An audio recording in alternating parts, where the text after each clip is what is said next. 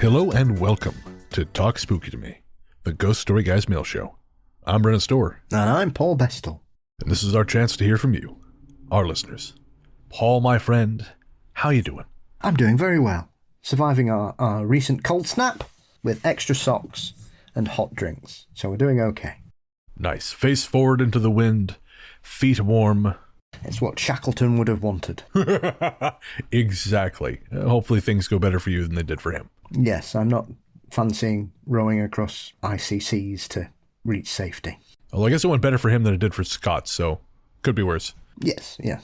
Oh, for my part, I'm also braving sub-zero temperatures. It's a little bit warmer now, but as I mentioned to you off air, my apartment was built sometime around the 3rd century BCE using a heating system that was created by a long-dead civilization whose name we have forgotten. So it gets cold out there. It gets really cold in here, but we're working on it. So yeah, and I am still here, so I can't complain too much. And I have, before we get started on listener mail, I have a spooky story for you. Mm-hmm. Yeah, I held on to this all throughout the live show that we just did for $10 patrons, which you can be part of if you sign up at patreon.com/ghoststoryguys. So I caught an Uber home from a night out last week, and somehow the conversation turned. I always drives me crazy when people say, "What do you do for a living?" Because you have to admit then you're a podcaster. And so I said I'm a podcaster, and of course they asked, "What do you podcast about?" And I told them. And this driver, who was probably about my age, he said to me, he said, "Oh, funny." He said, "I don't believe in that stuff," but he said something happened the other day that was really strange. And I said, "Okay, well, what was it?" And he said, "Well, I picked up a fare over at this one bar in London. I won't say which because it's a private club, but he said I picked up. She was a waitress, and she had just finished closing up for the night, and she was very much out of sorts." He said, and when he asked her what was wrong, she explained that there have always been stories about this particular bar being haunted, but she never thought much of them until that night when she saw a little boy run into the kitchen from the back area. And of course, there are no little boys who work in this place or who live in this place. And so she got the hell out of there. And she was telling this to the driver, and the driver thought, "Oh, sure, okay." And she said, "Oh, he's up on, I can see him. He's on the roof now." And the driver's like, "Yeah, sure." And he said from where the car was positioned, he couldn't see out her window. Again, he didn't think much of it. He just thought she was being nuts. So he pulled a U-turn to get out of this, because this bar is in kind of a unique place as far as where the car exit and entry is. So he turned around, and he happened to glance up at this bar, and he saw on the roof, because the roof has sort of like this low slope, he saw something. Now, he didn't see a little boy, but he said he saw a column of smoke that appeared to be moving with intention. And it was a fairly breezy night, and it can get pretty windy here. It's pretty flat. But it was not moving with the wind. It was moving under its own direction, seemingly. And he stopped right in his tracks. And the waitress, she said, do you see it? Do you see him? And he said, "Oh, I see something." And she leaned over and she said, "There he is. He's right there." And so it appears that she was seeing simultaneously, as he was seeing a column of smoke, she was seeing a young boy. That really freaked this guy out. Again, he was telling me the story. It wasn't that late. It was like 11 o'clock at night by the time I was going back, maybe midnight. There's a convenience store next to my apartment where you have to park because there's no street parking. He sat there for a good 5 minutes trying to find this bar so he could show me, because he was so rattled by what he'd seen. And I thought, I gotta remember this so I can tell Paul. Ah, brilliant. Strange things afoot in London, Ontario, which I suppose should surprise no one. Well, it's always good when somebody who's not really a believer has a strange experience that unnerves them.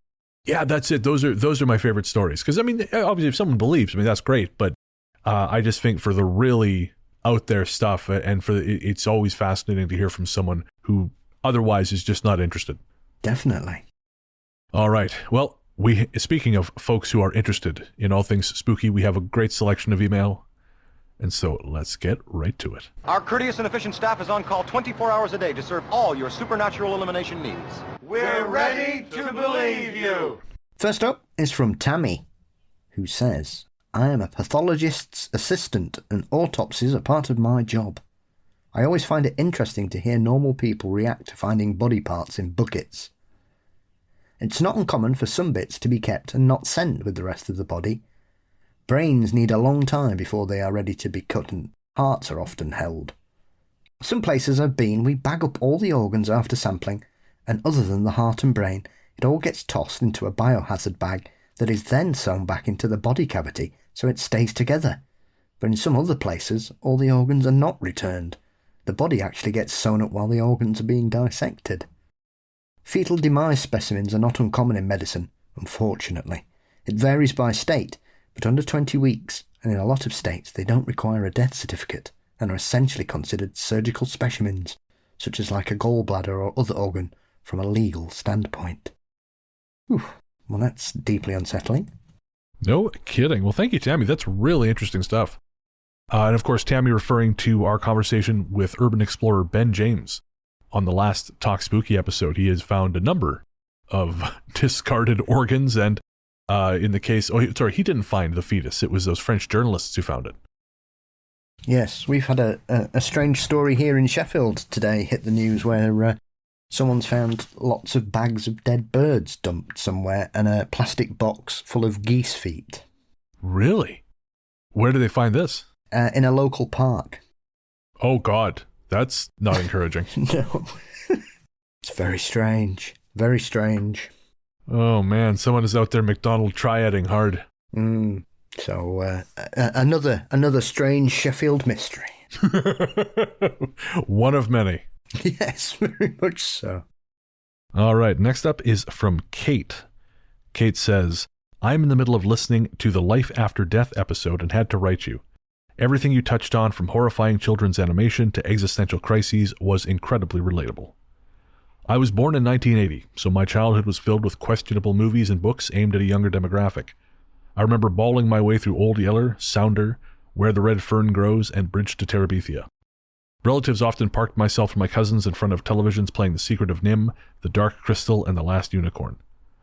At each of the rare and much anticipated class movie afternoons, at least one or two of my classmates had to be escorted out of the room because they were crying and were dumped in an adjoining classroom until either they calmed down or the movie was over.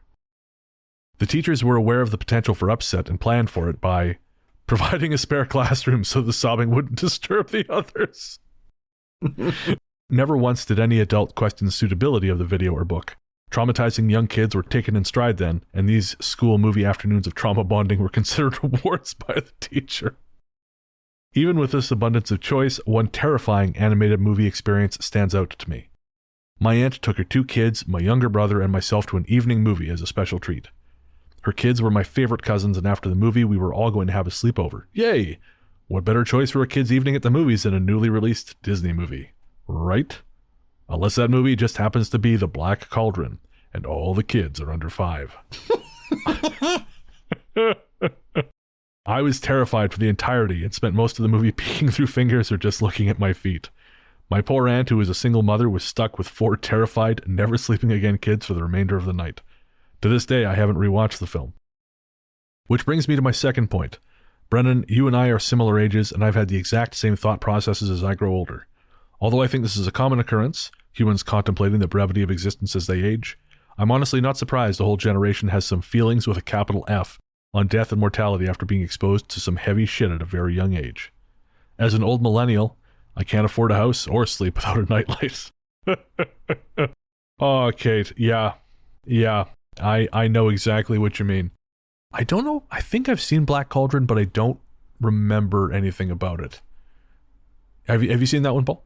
Yes, it's from that lull period when Disney were not very good for quite a while. It sounds like they're back in that from the reviews I've read of Wish. I don't see what the problem is watching films like that for children. It's character building. Remember how we talked about all the serial killers in the live show, Paul? This is how it happens. We used to do things like that at our school, Christmas and Easter, you'd all get put into the hall, and they'd wheel the TV in on the big stand, and somebody'd bring the video recorder out, and then one of the kids would have to show a teacher how to work it. And then we'd watch things like Watership Down or Threads or Black Cauldron was one of them. Dark Crystal. We once watched Thriller, the video, which was amazing because it absolutely shit on most of the children watching it. Somebody tried to turn the telly off but couldn't reach. Really? And I was just like, well, it was my mum's video as well. So I'd seen it loads of times, so we weren't perturbed at all, but there was, lots of screaming and crying and all kinds of things. Brilliant. I mean, that was directed by John Landis, I think. Yes, it was. Yeah. I think it's the full version as well, because you could buy the full film version, which is about 11 minutes long. Oh, yeah. And then there was the making of afterwards, which was like half an hour or so. So it was like an hour-long videotape. That, so we were, not bothered, but obviously a lot of other kids were. But yeah, you've never really lived until you've been sat in a room full of crying children, Watership Down, really. This was not a thing for us.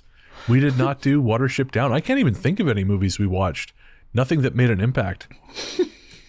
Not like that. I Threads. I still can't bring myself to watch Threads. Yeah, character building, as I said. It's something. Man alive. No, I cannot do it. I mean, nuclear panic stuff freaks me out generally, but especially when it's again something as effective as Threads. I had Arrow streaming for ages. I just got rid of it because budgeting, but it was on there. It just sat there looking at me. Hey Brent, Paul says this is a good movie. Come give it a watch. Fuck you. I want to sleep tonight. Yeah, it's quite weird looking back, knowing that it was a constant fear, and we just kind of got on with it, really. No need to be alarmed. This may be the last voice you ever hear. If someone dies, wrap them in a blanket and place them in a room. Hide under a door or table. Cover yourselves in wet newspaper until the blast subsides. Imagine the meetings where they came up with those videos.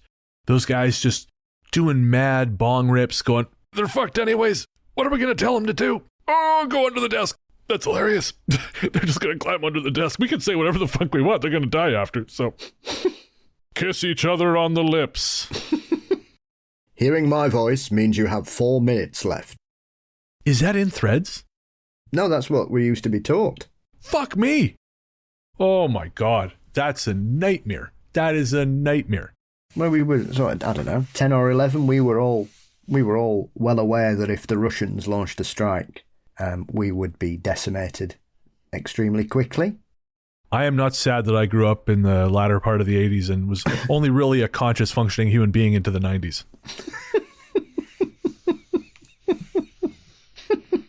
My pressing concern was Bill Clinton. Well, it was everywhere here, everywhere. Music, TV, film. It's a constant. I know I've said this before, but Pink Floyd's Final Cut album, Two Suns in the Sunset, has to be the most... I don't even know, like psychologically damaging song I've ever heard. Because it's just, I mean, that whole album is suffused with sadness and fear and dread. Like I actually have to be in a really great mental health space if I want to listen to that record, because I have an original vinyl at home back in Victoria. But Jesus, I have to be in just the right headspace, because even the first song, The Post-War Dream, that is a vicious, just an angry song. And it fills me with this terrible sadness. And by the time you get to Two Suns in the Sunset, Jesus, it's all over. But it was all part of our DNA, really. It's why Two Tribes was number 1 for 9 weeks, because that's essentially all about the end of the world and nuclear war. I don't think I know that one. Frankie O'Sullivan, Two Tribes. Oh, okay. That's what it was. The video's Brezhnev and Reagan wrestling, isn't it? Oh, okay. Got banned again. Of course. They did well that year. They had 1 song and 2 videos banned. Not bad. Why were the others banned? Relax was banned for its sexual content, and the video... Well, there are 3 versions of the video. One of them is essentially a gay sex romp. which obviously wasn't shown pre-Watershed. Channel 4, of course, showed it, as they did for Two Tribes. So most of Britain's teenagers stayed up till midnight to tape it. Probably to tape over a copy of Watership Down, probably. And a noble thing it was. I would rather watch a sex romp than a bunch of rabbits getting murdered. Yeah. So it was, 1984 here. It was 83, 84 was the year of being terrified of nuclear war. God almighty. I mean, it makes a certain amount of sense because I was born in 83. And so I just feel like a bunch of psychic fear was downloaded into my brain just as soon as I exited. You know, I'm like, oh, and now I'm afraid of everything. Cool. Well, this is going to be a great life. I'm kind of curious, do you have a movie, or have you had like a movie as an adult that you've watched that has made you cry an embarrassing amount? If you say no, I'm going to come there and hit you. I mean, I'm a bit of a softie. If something gives me the feels, that tends to get to me. I'm trying to think. Princess Bride makes me weep. Oh, interesting. Philadelphia. Oh, okay. What else makes me sad? No, I don't know. I'm probably desensitized. I got very upset when the dog died in John Wick. That's fair. That is an upsetting part of the movie. I am, especially as I get older, I am a lot more inclined to have an emotional response to stuff. Like I went to go see Violent Night at the Highland Cinema here in London a couple nights ago, and I've seen it before. I saw it in cinemas when it came out last year, and I own it at home. But I don't know. It's on the big screen, $10. Yeah, why not?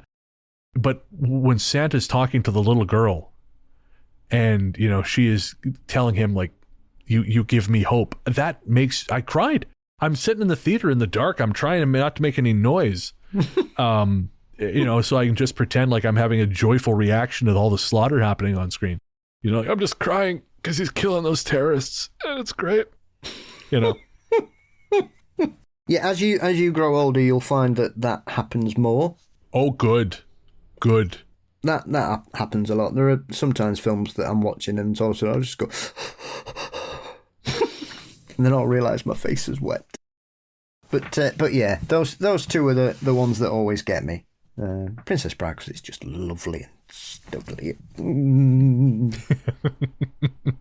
So are you more likely to cry at a happy or a sad? I don't know. Don't know actually. I have discovered that I am actually more inclined to cry at joyful moments. I still cry at sad shit. Like the movie Pete's Dragon, the remake, directed by David Lowery, it incapacitated me. Both Nick and I. And we were destroyed. A friend came and brought us some homemade cookies because we watched it around Christmas a couple years ago, and we were just sobbing. Like she thought we'd had a fight or something. Because I came to the door and my face is red, and Nick's face is red. Are you guys okay? I was watching the Pete's Dragon remake. Oh, Christ. Is that a metaphor? No. No, I can't think of the last thing that made me. I mean, Christmas always gets me. So there'll be something that gets me. I'll have to take notes over the next 4 weeks, and I'll come up with a list and share that with you for the new year. A weeping bullet journal. The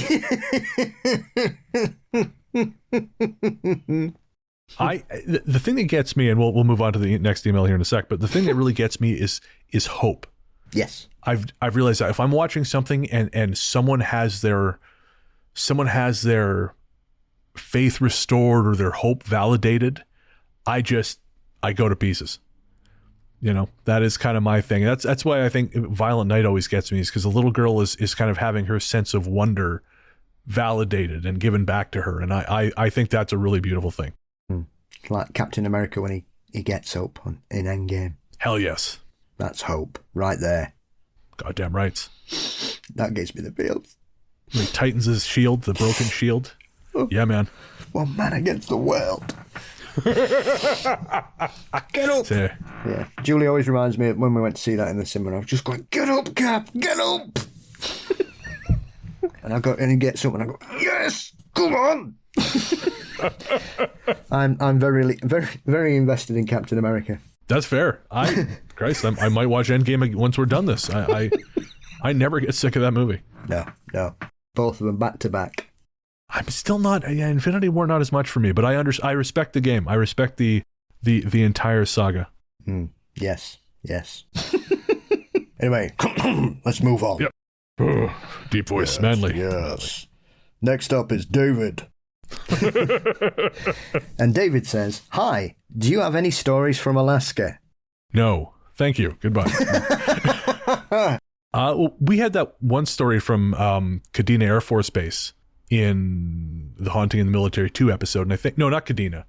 Eielson. I think Eielson's in Alaska. Yeah, Alaska's like the bear you don't want to poke, really.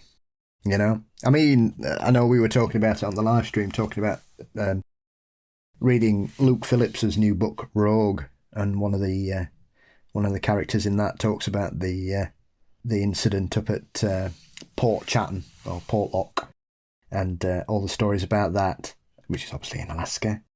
And there are some very disturbing stories that cover all realms of the paranormal in Alaska. So I think the aspect of that is that there is it's not the most populated of states, and they're a very hardy breed. I mean, you've got to be. I mean, essentially, you're living in the Arctic Circle, so you know this is the kind of place where where polar bears are picked up and airlifted to polar bear prison. So, which was a very interesting documentary that I never knew existed. That there was a prison for polar bears. But there you have it. This is news to me. What's this called? I'm trying to think if it's near Anchorage, but there's I'm trying to think what it is. There's a place where they've got a dump, and it's so far away that they've basically just got an open air dump and they burn stuff in it because they can't get it anywhere else. And unfortunately, obviously, there's a lot of food waste there, so it's bringing the polar bears in. And so then the polar bears go, there's lots of food around here. I wonder if there's anything a bit warmer to eat. And so therefore they then have to tranquilise the polar bears, and then they're airlifted, 100 miles away to this secure compound where they're kept for a few days, and then they're released back into the wild. Bear prison. I am fascinated by this. So there's one in Churchill, Manitoba. It is... it might be that one. It might be Churchill then. I know that's going to Churchill to see the bears is something Nick has always wanted to do, and is sort of on our like long-term to-do list. Yeah, it's Churchill. I thought it was in Alaska, but it's Churchill, yeah. But that's it, yeah. They go there, and then they're put in there for a bit, and the isolation kind of messes them up for some reason, and then they're just taken somewhere else and dropped. I mean, all the data shows that isolation messes up people who go into solitary confinement, too, so I think it's just the isolation of the whole thing, regardless of who you are. Which is quite weird, because you wouldn't consider polar bears to be social creatures unless they're mating. I don't know, stick me in a box so I can't mate, I won't be very happy either, Paul. Well, that's true. So, who knows? One last thing, speaking of David's, different David, but one of our listeners, David, he sent me a ticket to see Spamalot at the Stratford Festival in Stratford, Ontario. It's got a longer name than Stratford something, maybe the Shakespeare Festival. I don't fucking know. And that's not Shakespeare. Anyways, whatever. It's a festival of some kind. They put on a production of the musical Spamalot. David sent me a ticket. It was wonderful. It's unfortunately ended, but if they do it again next year, make sure you check it out. It is, Spamalot's always a great time anyways. And the folks in Stratford did a wonderful job. Yes, we'll have to see what we can do in regards to Alaska, because it's certainly a supernatural state. Of that, there is no doubt. I mean, we've got that episode we're planning with our special guest for 177. Maybe we see if I can put something together for that. Yeah, I saw that documentary about those vampires in Alaska. Oh yeah, that was 30 Days a Night. Yeah, good documentary that. Very, very hard-hitting cinema verite stuff. Yes, yeah, very much so. If you ignore the plot holes, it's quite compelling. Friends don't let friends let Danny Houston into their small towns. How can one man steal every single person's mobile phone? He's got very light fingers. Or maybe a polar bear ate them all. That's why they have the prison. After the Great Barrow Massacre, they put the prison... It's all... I just can't help. I just imagine a bear imprisoned in the Superman thing, like General Zod. So he's just like making bear noises as he's flying out into the darkness of space. Anyways. Next up, Caitlin says, the best part of starting the workday is the disembodied hello from the downstairs hallway. Good luck with that, Caitlin. We'll miss you. Say hello back, see what happens. There you go. Strangers in the Night starts playing. Oh, you see, if it was me, if I heard that, I'd go, is it me you're looking for? I can see it in your eyes. I can see it in your smile. I don't know the rest of the words. You're all I ever wanted. And this video's deeply uncomfortable viewing in 2023 because a teacher's harassing a pupil.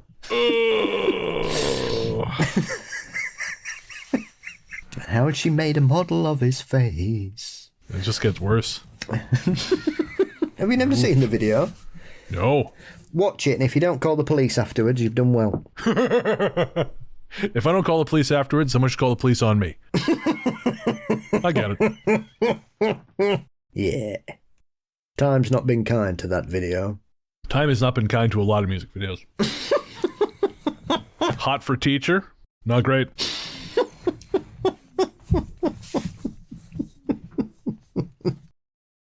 Mary writes, since you and Paul are animal lovers, I have an interesting and amusing story that may or may not convince you that reincarnation exists.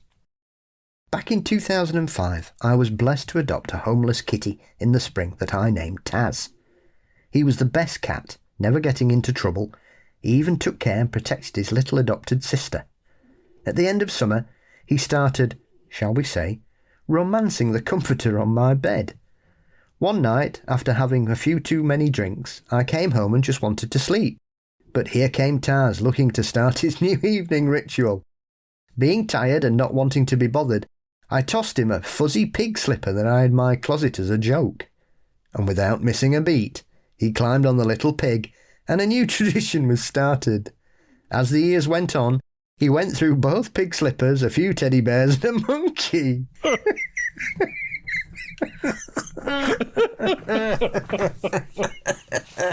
Oh, God. Sadly, I lost Taz back in 2013. Approximately 1 year later, a handsome kitty started showing up on our doorstep. By the end of summer, we had decided we loved this goofy boy and we adopted him into our loving home. His name's Pumpkin, and he's been a big, goofy addition to this house. We have joked at times that he's the reincarnation of Taz, because he was born around the time Taz passed, and also because he has the prettiest blue eyes I've ever seen in an adult cat. Pumpkin has been with us 10 years now, and this fall, completely out of the blue, he started to romance the blankets on the bed. On a whim, I went to the store and bought him a teddy bear. It took a few nights, but the romance is becoming a regular part of his nightly routine. So I leave it to you guys. Is reincarnation possible? I have to say, I'm a believer. And they've sent a lovely picture of Pumpkin, and he's beautiful. He really is.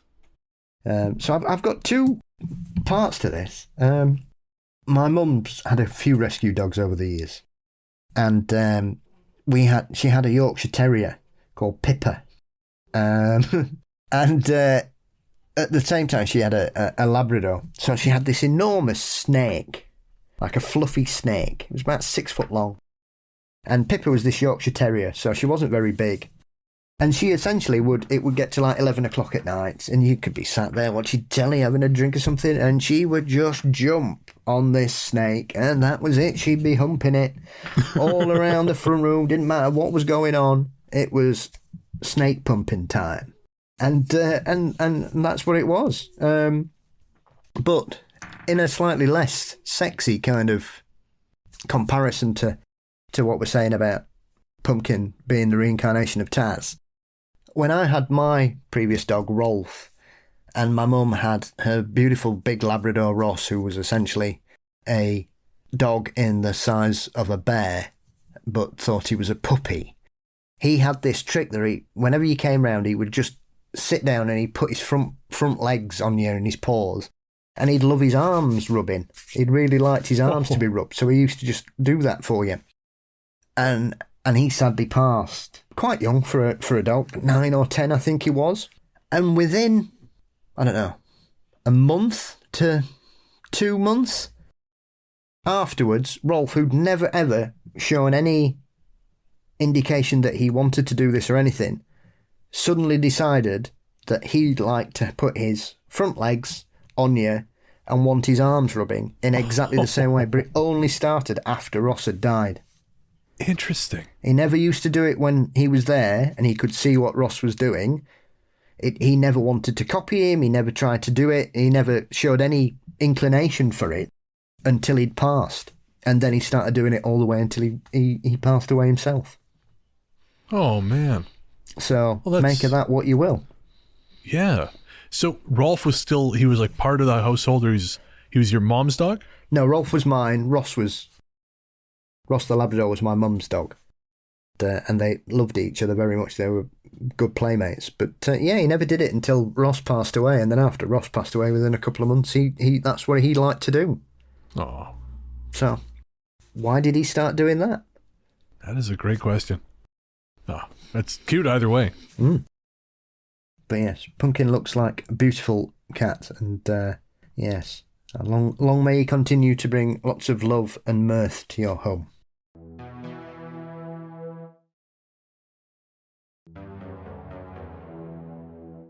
Next up is from Tessa on YouTube. Tessa says, you guys have some of the best accounts / experiences / incidents I've ever heard. And you both have the best voices. You guys are such wonderful narrators. You guys should have way more views on here. Well, thank you, Tessa. We agree with that last point, at the very least. It's funny, actually. YouTube has always been kind of a sort of an afterthought for us. You know, I mean, thankfully, like with Joseph coming on in the last couple of years, and now with Adam, who has doing all our video editing, we have a lot more YouTube content. But for years, it was just a place when I remembered, I would like dump the audio only episode with a flat background. And, you know, people, as I've mentioned, sometimes people ask what I do for a living. I'll say I'm a professional podcaster, and they'll look us up on YouTube, and I have to say, no, that's not where our audience is. Your most popular video has like 100 views. Yeah, no, I know. We're not really YouTube people. Don't judge me by the YouTube numbers, I swear. It's cold out, baby. That's never happened to me before. If only you were like Taz. If only. All right, one more. From Penguin1780 on YouTube, talking about our episode, our Talk Spooky episode, Fist Fighting Kangaroos. Penguin says, Dr. Mario on the Wii is my favorite game ever. I had to stop playing other people because it was causing problems in our friend group back when the Wii was new. Apparently there's some study that shows that, and other games like Tetris helps people with complex PTSD. I find it soothing. So, first off, Penguin, I just got to say, I find it endlessly hilarious, the notion that your friend group is being riven apart because you're crushing these people in Dr. Mario and just going, in your face! Well, we had a football tournament in 1998, right? This is how long ago? This is 25 years ago, right?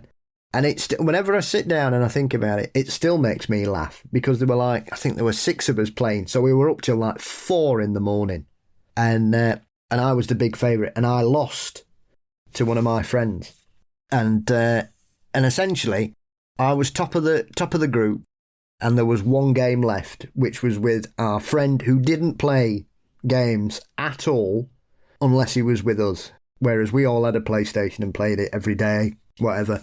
And so there was no way on God's earth that I was gonna win the league, because I'll not name names. This person was easily going to beat the crap part-time player, no problem. And he lost, and he didn't lose. He got hammered. He lost 4-1 or something. Oh, wow. And he just went, right, I'm going to fucking bed. Stormed off, and I was just sat there going, yes, I've won the title by not doing anything. It was amazing. 25 years on, still talk about it to this day. What a night. Victory is victory. It is. I'll take it all. This next one is from Colleen. Colleen says, I saw this on Facebook and thought I'd send it along.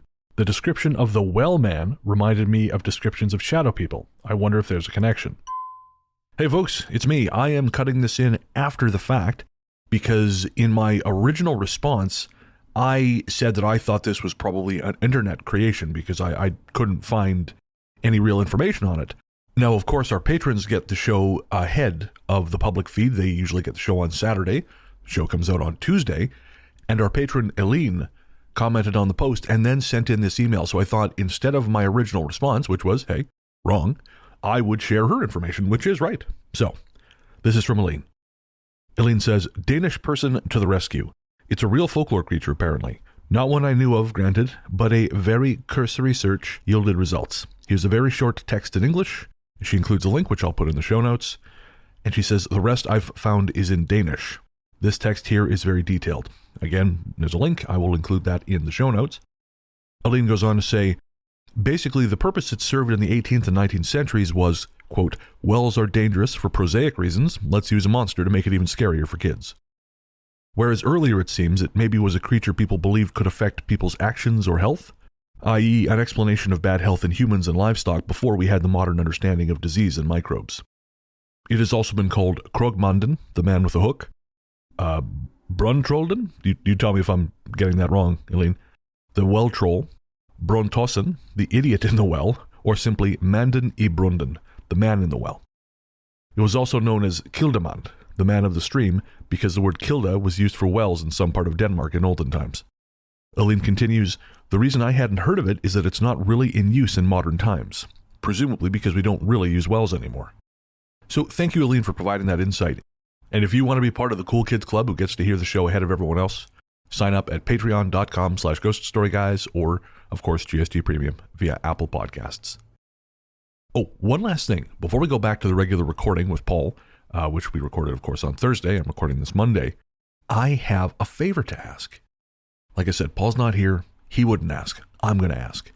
Mysteries and Monsters was nominated for a GPN Parameet Award. It was nominated for Top Podcast Show.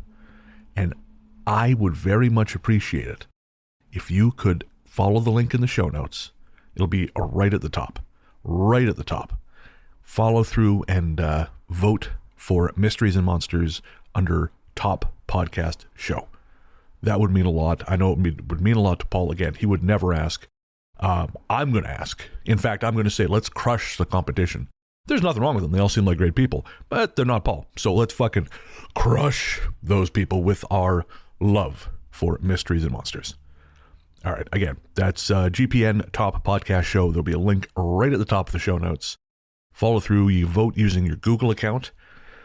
And if you have more than one Google account, well, I'm not saying it, but you know what I'm not saying, right? Right? Yeah. You're cool. You get it. All right. Enough of my nonsense. Thanks again to Eileen. And now back to your regularly scheduled programming, already in progress.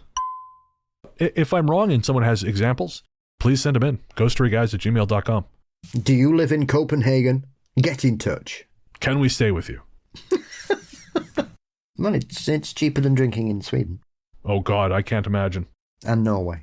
Well, again, if considering how expensive it was to drink in Iceland, I can't imagine those places are any cheaper.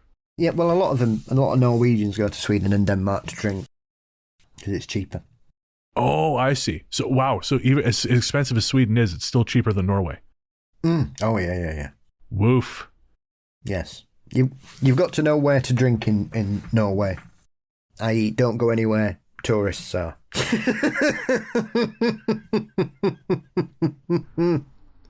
I mean, that's true. I think that's true everywhere. Like even here. I started going for beers at this place, and it was kind of like a chain type spot just because it was nearish to me. And then I ended up walking into this local bar in the neighborhood, kind of about 10 minutes away, and the food is better. It's cheaper. And she said, oh yeah, if you actually go somewhere that's kind of off the main road, you're going to get fed a hell of a lot better than you would at those other places. And yeah. If anybody tries to charge more than £4.50 for a pint, it's London prices. You're up north, you know. So what should a pint? What does generally a pint cost there? It widely varies. Depends what you drink and where you drink. Mine usually cost between £3 and £3.80. Okay, that's reasonable. I think when we were in Rugby, the night before you got there, I went to the pub and I think I paid about $3.80 for a pint of ale. Yes, that seems reasonable. Whereas down in Weston, in Clevedon before I came up in the Southwest, that was like £4 for a pint of, nothing special. It still amuses me when Southerners come up. Like one of my mates, he moved up and he was still chuckling about the fact he'd buy 2 pints and get change from a tenner. Yeah, and you guys don't have to tip either, so it actually is the price. Yeah, exactly. Yeah, restaurants, if you only tip if you eat. If you eat. Oh, okay. Oh, yeah, because we tipped at that Green King bar we went to, right? Yeah. Yeah. Food and taxes, yes. Drinks, no. Yeah, interesting. I mean, it certainly saved me a lot of money, because, I mean, every time I go to the old South Village pub here, I always buy a Guinness, and it's $10, and then obviously you're expected to tip like 20% on top of that, so that's $12 for a pint of beer. Yeah, but I suppose it's one of those things. Obviously, it's more prevalent in the States as well. So I would imagine it's the similar kind of situation, isn't it? Is it because of minimum wage or is it just the standard? Both, especially down in the States. Like I don't think there is a minimum wage for servers in a lot of states. So you're making your hourly wages nothing, and then you're living off your tips, which is grotesque. But yeah. Yeah, you don't tip them, you buy them a drink. So if you buy some drinks, you say, do you want one? Oh, okay. And you buy them a drink. That's less common here. I've done that. But less common here. Again, I feel like the money thing is a little more accepted. I feel like, I could be wrong, but I feel like the drink thing is a little bit more like, hey, can I buy you even if it's a bartender, I feel like it's a little bit like that. Like, when I went out for drinks once with some guys from my improv class in Montreal, and we got pasted, just pasted. And I got this gremlin on my shoulder, man. I'll just have a beer. I can absolutely have a beer. I can even have 2 or 3 beers, and like, that's fine. Let's go. But if I get the shots demon on my shoulder, if the shots monkey gets his claws in, it's game over for everyone. And Shots Demon got me good that night because I just kept ordering shots of whiskey for everyone. I just kept saying to the bartender, hey, you want one? You want one? And he's like, oh no, man, I tied one on last night. But I'd still ask every time, you want one? You want no? And finally, I don't know, maybe I look so good with my one eye drooping. He's like, oh, well, okay. And then he started taking shots with us too. I can't say anything. I've had 1 glass of wine in 2 months. Really? That's why you've been depressed. You're not drinking enough. Just not had a night out for a while, and I don't drink in the house. So that's fair enough. I bought a bottle of scotch when I moved here, but I just haven't enjoyed it. I'm kind of the same way. I don't drink at home. I like going out and having a beer, but if I'm going out by myself, having more than 2 seems a little bit tragic. And actually, that happened to me. Of course, as you and I have discussed, I've been having all these technical problems with my laptop. And one night, I usually basically, like, I'll finish the episode on Saturday, and then after work, I go to the bar and have a beer or 2 by myself. And I went out a couple Saturdays ago, and I was really struggling with this problem. I was just racking my brain, reading through forum posts, trying to figure out how to fix it. And so the waitress ended up bringing me a 3rd beer. And I got about halfway through it, and all of a sudden I thought, well, guess I'm not driving home. Went to go stand up to use the bathroom. Oh, right. 2 is usually my limit. Okay. Uber, but yeah. That's a good reason why it takes 4 minutes to walk to the pub and 11 minutes to walk back. See, I can't because I live in fucking Crime Alley. I can walk out, I can't walk back. I can, but it's a bit of a crapshoot at night. Yes, well, I'll be imbibing in officially now for the whole of December because it's Christmas. Excellent. Get on the sherry. I got to get back over there so we can hit the town. That was just so much fun. Yeah, it's a lot cheaper and better pubs around here as well. Sheffield won't know what hit it.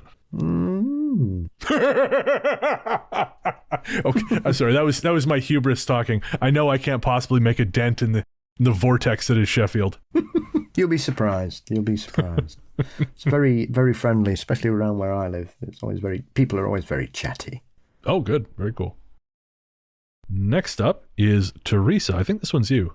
It is me. Teresa says, "Hi guys, I grew up in the deep woods of northwestern Wisconsin. My dad still owns just under 100 acres there. Wow. My whole family are hunters, and there are multiple hunting seasons per year, depending on what you're looking to nab. Deer, bear, turkeys, ducks, etc. Indiana may have different hunting seasons, but probably not that far off from Wisconsin. Now, Grandpa may have been having a broke back situation, and that's his business, and I think that happens more often than you know. But, as many hunters can attest to, sometimes you can't get out to your hunting location until after lunch, and sometimes you go out at sunrise, come home for lunch, and go back out till sunset. Since we live so far out into the woods, our deer stands were on our own property about half a mile back from our house, in the woods, on our acreage.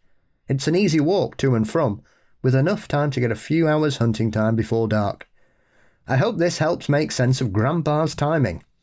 Yes. Thank you, Teresa, very much. That does make more sense. Again, I'm not a hunter, obviously. The only guns I've shot you could not hunt with, at least not animals. Perhaps the most dangerous animal of all. Yeah, I wonder what time Bigfoot season is in Wisconsin then. In Wisconsin, Bigfoot hunts you. Yes, I'm reading a book about the true stories of these, yes. As I recall, yes. It's set in your neck of the woods, actually. Ontario? Washington State, British Columbia. That's not my problem right now. From December 20th to January 8th is my problem. I'll be back for Christmas, but... Just stay out the Nahoonee Valley. You'll be all right. Well, I don't think there's any danger of me going to anyone's Nahoonee Valley anytime soon.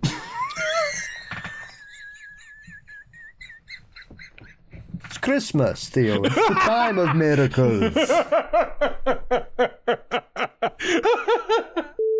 Oh, okay. Anyways. All right, folks. That's going to do it for this episode of Talk Spooky to Me. Thanks, as always, to everyone who sent in their messages. And if you want to send us something, possibly have it read out on this show, shoot it to ghoststoryguys@gmail.com. That's ghoststoryguys@gmail.com. Sometimes also we will pull from Instagram or Reddit or, what's the other one, Paul? YouTube, that's it. No, I was just agreeing with that you remembered YouTube. Oh, yes, yeah, finally.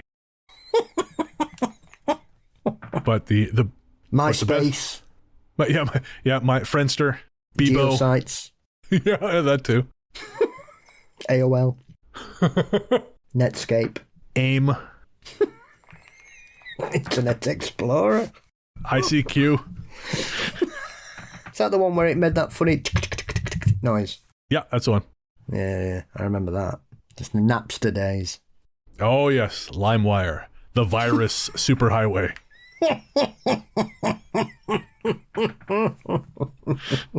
Oh, man. Yeah, virus wire. Yeah, exactly. So, yeah. So, you can get, best way is email ghoststoryguys@gmail.com. Paul, where can everyone find you online? You can find me under Mysteries and Monsters across all social media platforms and podcast sites.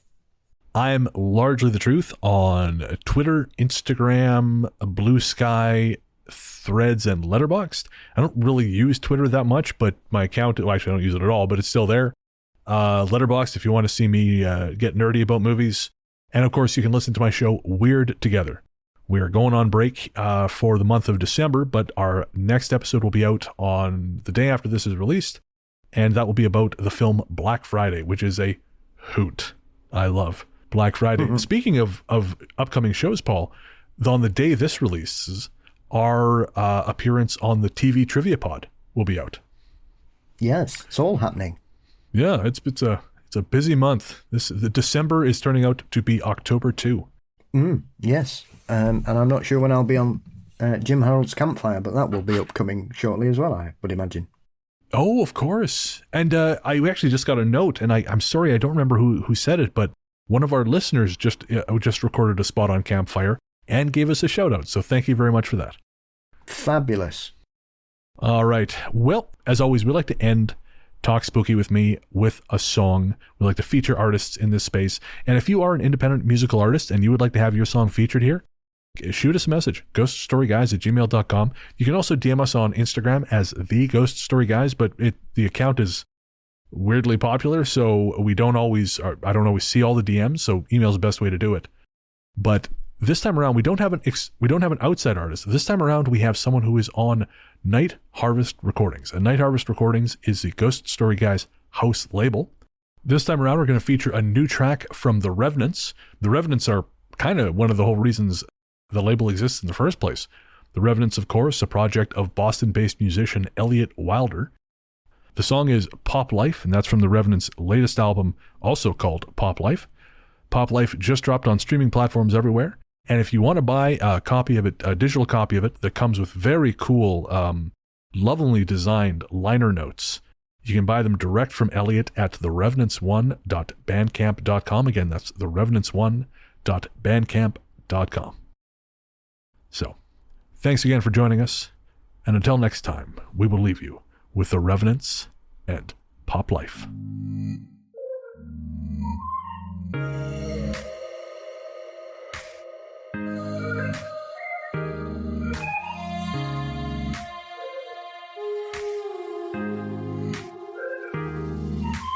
Never saw myself as being someone's dad. Ain't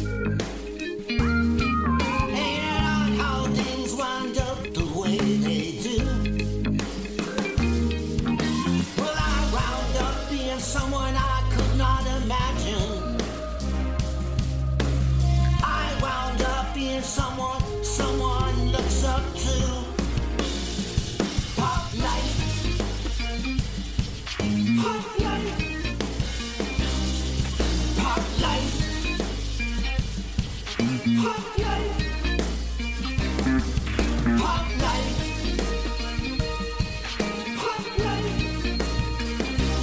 Pop life. Pop life.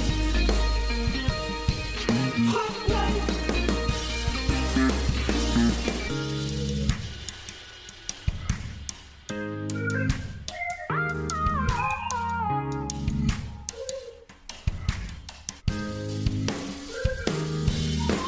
Never saw myself as someone who could go so deeply. That I would kill someone if they ever hurt my kid. Never knew I could put someone else before me. But hey, that's exactly what I did. Pop life. Pop life. Pop life. Pop life.